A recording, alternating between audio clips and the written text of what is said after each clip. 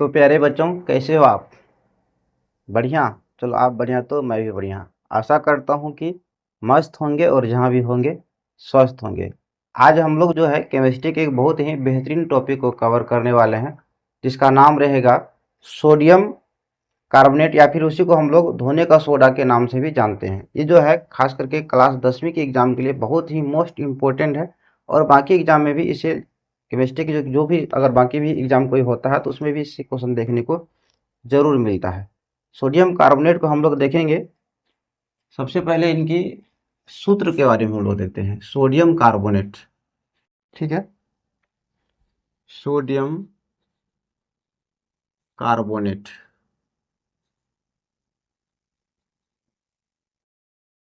English में भी sodium carbonate ही कहेंगे, इसे अन्य नामों से भी जाना जाता है। सोडियम कार्बोनेट का जो सूत्र होता है वह Na2CO3 होता है। ये इसका मुख्य सूत्र है। इसकी संरचना की यदि बात करें तो कार्बन के साथ जो है एक ऑक्सीजन डबल बंधन से जुड़ा हुआ रहता है, वहीं दो ऑक्सीजन दोनों तरफ से सिंगल सिंगल बॉन्ड से जुड़ा हुआ रहता है, और इधर जो है सोडियम एक इलेक्ट्रॉन को त्याग करके ऑक्सीजन कर दिया हुआ रहता है। तो ये जो है आयनिक बंधन से कुछ इस प्रकार से जुड़ा हुआ रहता है। ये संरचना है आपका सोडियम कार्बोनेट का। सोडियम कार्बोनेट का जो है अन्य भी कई रूप होते हैं। मुख्यतः दो रूप होते हैं इसका। सोडियम कार्बोनेट के कितना रूप होता है? तो प्यारे बच्चों, इसका जो है मुख्यतः दो रूप होता है, जिसमें से कि पहला रूप इसका होता है धोने का सोडा। धोने का सोडा, जिसके बारे में हम लोग पढ़ेंगे, खास करके क्लास 10वीं में जो क्वेश्चन दिया हुआ है आपका धोने का सोडा के बारे में पूछा हुआ है, ठीक है। तो ध्यान से देखेंगे, बहुत इंपॉर्टेंट टॉपिक होने वाला आज का, और एग्जाम में रखो कि इसे जरूर कुछ न कुछ क्वेश्चन देखने को मिलेगा आपको। तो इग्नोर मत करना और बढ़िया से देखो, हो सके तो कॉपी कलम निकाल कर बैठो, नोट्स भी बनाते जाओ। नहीं तो आपको ये पीडीएफ मैं आपको टेलीग्राम पे भेज दूंगा। टेलीग्राम पर भी जुड़ करके मेरे साथ इस पीडीएफ को डाउनलोड करना इस फाइल का, बाकी कोई दिक्कत नहीं है। चलो, धोने का सोडा जो होता है, इसे अन्य नाम धोने का सोडा। धोने का सोडा किसको कहते हैं? तो सोडियम कार्बोनेट के साथ जब जल के अणु मिला हुआ रहता है, यानी Na2CO3 के साथ 10 जल के अणु मिला हुआ रहता है, तो इसे कहा जाता है धोने का सोडा, ठीक है। और इन्हीं में से यदि ये जल का अणु को हटा दिया जाए, कि जल का अणु को हटा देंगे, तो इसी को कहा जाता है, अगर मान लीजिए सोडियम धोने का सोडा में 10 का अणु मिला हुआ है, इसी में से आप जल को हटा दीजिए, तो इसी को कहा जाएगा, आपको सोडा एस कहा जाता है। क्या कहा जाता है? तो सोडा एस कहा जाता है, याद रखेंगे। इसमें क्या होगा? तो जल के अणु नहीं होंगे, यानी Na2 उसके बाद CO3, बस इसका ही सूत्र हो गया एस का सूत्र, Na2CO3। अब देखिए, ये जो होता है क्या कि सोडा एस जो तैयार होता है, यानी जब इनको सोडियम धोने का सोडा को कहीं आप धूप में या कहीं ताप वाले जगह पर छोड़ दोगे, जैसे पानी सूख करके उड़ जाता है, कपड़ा धोते हैं धूप में छोड़ देते हैं तो कपड़ा सूख जाता है, पानी उनसे उड़ जाता है, तो वैसे ही धोने का सोडा को जब पानी में कहीं सूखा जगह पर छोड़ दिया जाता है, धूप में छोड़ दिया जाता है, तो इसमें से सॉफ्ट जल जो है ना उड़ जाता है, वाष्पीकृत हो जाता है। अब और प्राप्त होता है सोडा एस। तो ये जल को उड़ने की प्रक्रिया, हवा में वाष्पीकृत होने की प्रक्रिया, गर्मी के कारण, सूर्य के ताप के कारण या किसी कारण से वाष्पीकृत होने की प्रक्रिया, इस जल को उत्फुल्वन कहते हैं। क्या कहते हैं? तो उत्फुल्वन, याद रखना, उत्फुल्वन,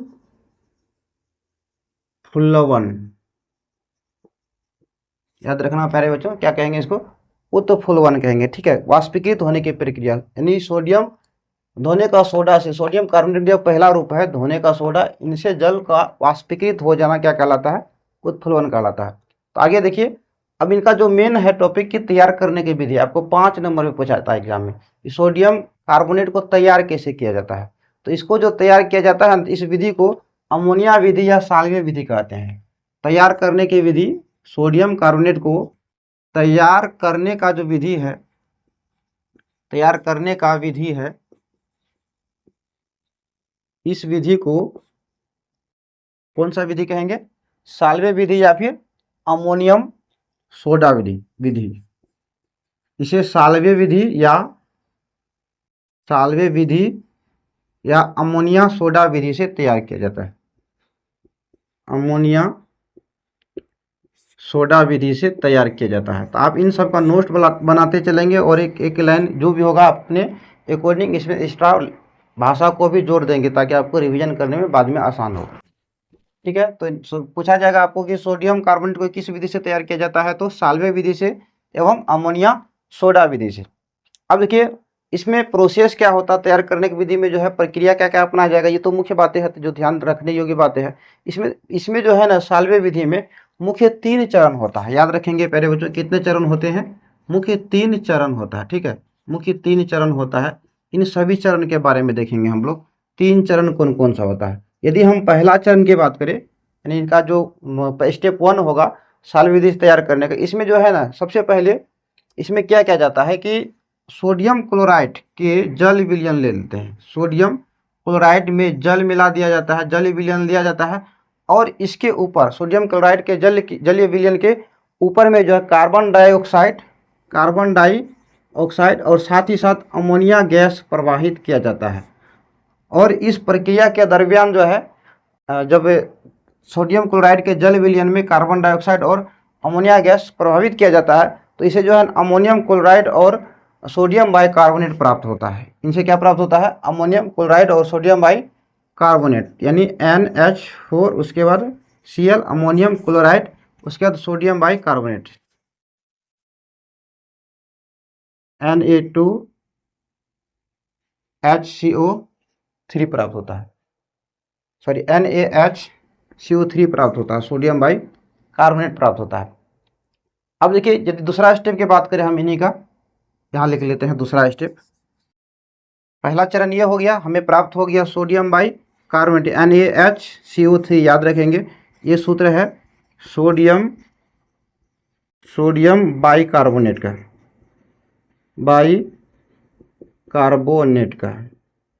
सोडियम बाइकार्बोनेट का।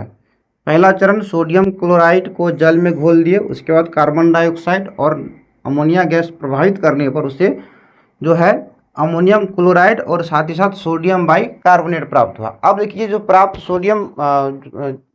हुआ सोडियम बाइकार्बोनेट, इसे हमें सोडियम कार्बोनेट तैयार करना होता है। इसे सोडा एस कहते हैं हम लोग, सोडा एस तैयार करना होता है। इसके लिए क्या किया जाता है, इसको सुखा दिया जाता है।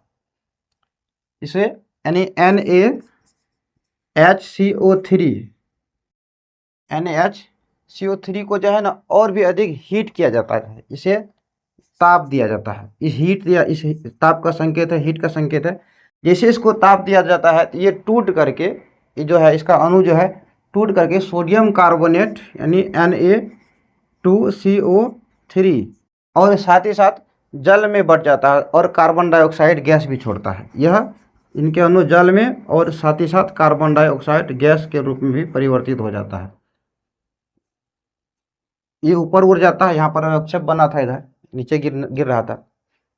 अब लास्ट स्टेप और तीसरा स्टेप ध्यान रखेंगे, लास्ट और तीसरा स्टेप में होता है कि इसको जो इसी में धोने का सोडा प्राप्त किया। देखिए यहाँ पर पहला विधि, दूसरा यहाँ पर बनाने की विधि में पहला में हमने सोडियम बाइकार्बोनेट प्राप्त किया। आपको एग्जाम में पूछा जा सकता है कि सोडियम बाइकार्बोनेट प्राप्त करने की विधि बताइए, तो इसे भी वही जो है साल्वे विधि या अमोनिया विधि से तैयार किया जाएगा सोडियम बाइकार्बोनेट को भी। उसके बाद आप अमोनियम क्लोराइड को भी साल्वे विधि या अमोनिया विधि से तैयार कर सकते हैं। अमोनियम क्लोराइड यहाँ पर लिख देंगे आप, अमोनियम क्लोराइड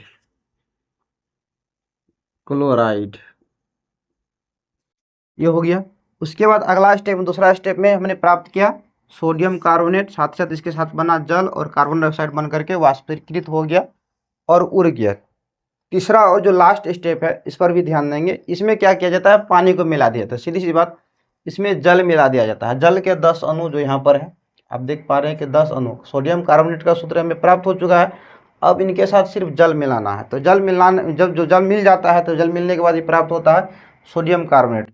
और जल जो इनके मिलते हैं तो क्रिस्टल के रूप में मिलता है, जो कि एक प्रकार का क्रिस्टल होता है, जो कोई विशेष रंग नहीं होता है इसमें, और इसके जल के अणु जो छोटे छोटे छिद्र में जाकर के धंसे हुए रहते हैं। तो इस प्रक्रिया को जो है ना क्रिस्टलीकरण भी कहा जाता है। जल के अणु को सोडियम कार्बोनेट के जो रिक्त स्थान होता है उसमें जाकर के भरना। ठीक है, इसमें सीधी सी बात क्या देंगे कि जल को मिला दिया जाता है। तो इसमें अभिक्रिया करा जाएगा Na2CO3 का किसके साथ, तो जल के अणु के साथ, ये मिल करके बना देगा Na2CO3 इंटू 10H2O। तो जब भी आपको एग्जाम में पूछा जाए, नाम दे दे धोने का सोडा, तो आप मानना Na2CO3 इंटू 10H2O धोने का सोडा का सूत्र होता है। वही आपको अगर पूछ लिया जाए सोडा एस का सूत्र क्या होता है, तो Na2CO3। इसमें जल नहीं होता है, इसमें वाष्पीकृत हो जाता है उत्फुल्वन में क्या होता है, मुख्यतः जल के जैसे 10 अणु है, 10 में से लगभग 9 अणु उड़ जाता है, एक अणु आंशिक रूप से वो भी नहीं के बराबर दिखता है। क्रिस्टलीकरण भी समझ में आ गया। इस प्रक्रिया को यानी सोडियम कार्बोनेट में जल मिलाने की प्रक्रिया को क्या कहेंगे, क्रिस्टलीकरण, क्योंकि इसका ये क्रिस्टल की जैसा संरचना होता है और इसमें जल के अणु जाके मिलने की प्रक्रिया को क्रिस्टलीकरण कहा जाता है। ठीक है, अब यदि हम इनकी गुण की बात कर लें, सोडियम कार्बोनेट की यदि हम गुण की बात करें, कुछ विशेष गुण है इनका, विशेश गुण होता है, ये वाष्पीकृत होता है प्यारे बच्चों, ये क्या होता है, वाष्पीकृत हो जाता है, वाष्पीकृत यानी ये जो है ना हवा में कहीं आप थोड़ा सा ताप पर भी छोड़ दोगे तो ये वाष्पीकृत होकर के ये उड़ जाता है। ठीक है, इनका जो है वाष्पीकरण हो जाता है या वाष्पीकृत हो जाता है इनका, ये पहला गुण हो गया। अब यदि हम इनका दूसरा गुण का बात करें, तो ये जो प्रकृति इनका क्षारीय होता है, ये अम्ल भस्म लवण जो होता है उन्हीं में जल में घुलनशील भस्म को क्षार कहते हैं, तो इनका जो प्रकृति है यह क्षारीय होता है। और जो हम लोग जानते हैं कि जो क्षारीय पदार्थ होता है, क्षारीय जो पदार्थ होगा वह अम्ल के साथ मिलकर के लवण और जल बनाएगा, तो आप इसे कह सकते हैं कि सोडियम कार्बोनेट जो है यह क्षारीय होता है, यह किसी भी अम्ल के साथ मिलकर के कोई लवण और जल का निर्माण करेगा, और इनको जो है ना सामान्य ताप पर मतलब ये इसे जो है ये पिघल जाता है लेकिन टूटता नहीं। सामान्य ताप पर ये क्या होता है, ये जो है पिघल जाता है,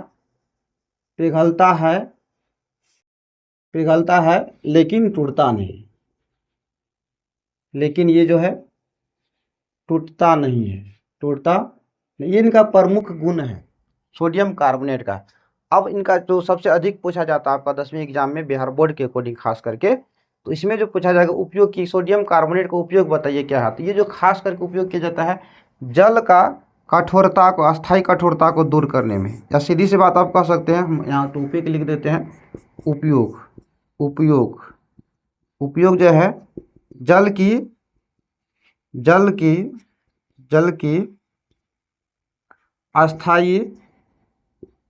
अस्थायी कठोरता दूर करने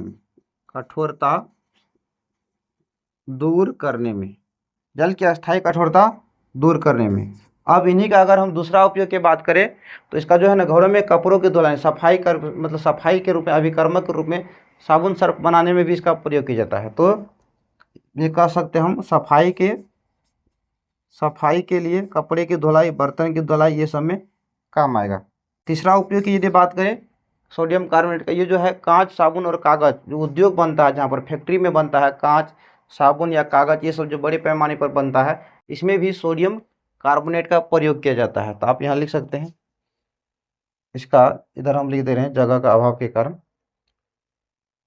तीसरा में आ जाइए, तीसरा में कांच बनाने में, कागज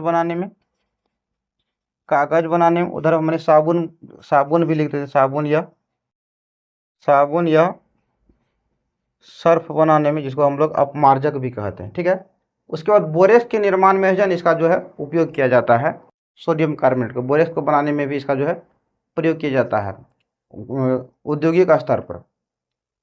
अब इसमें से रिलेटेड जो है कुछ क्वेश्चन मैं आपको पूछ रहा हूँ, उसका अगर ध्यान से देंगे और हमें कमेंट में उसका जवाब बताइए। ठीक है, तो सबसे पहला क्वेश्चन है कि धोने का सोडा का रासायनिक सूत्र क्या होता है, तो आपको बोर्ड पर दिख रहा होगा, फटाक से बताइए।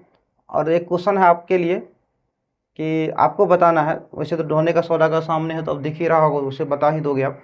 ब्लीचिंग पाउडर का सूत्र क्या होता है वो हमें कमेंट में जरूर बताना। और यदि इस वीडियो में लगे कि आपको किसी प्रकार का दिक्कत है, कमेंट करना, मैं हो सकता हूँ उससे रिलेटेड और भी आपको और भी आसान तरीक़ा से समझाने की कोशिश करूँगा। वैसे मुझे पूर्ण विश्वास है कि आपको ये वीडियो पूरा देखने के बाद बिल्कुल समझ में आ गया है। मैं आपका क्लास को बिल्कुल साफ़ सुथरा और क्लीन रखने की कोशिश करूँगा, फालतू की कोई बातें नहीं होगी और किसी को डिमोटिवेट भी नहीं होना है। अच्छे से तैयारी करना है एग्ज़ाम में, सबको अच्छा नंबर लाना है और अपना भी नाम रोशन करना है, गार्जियन का भी, गुरुओं का भी, हर कोई का, ठीक है। और अच्छे मुकाम तक तो बढ़ना है धीरे धीरे करके। तो आज का क्लास में इतना ही, मिलते हैं कल का क्लास में। और यदि आपको किसी भी टॉपिक में किसी भी विषय का आपको दिक्कत है तो आप हमें कमेंट में बताओ, उस पर मैं कोशिश करूँगा अगला नेक्स्ट वीडियो आपको ज़रूर प्रोवाइड करने का। धन्यवाद।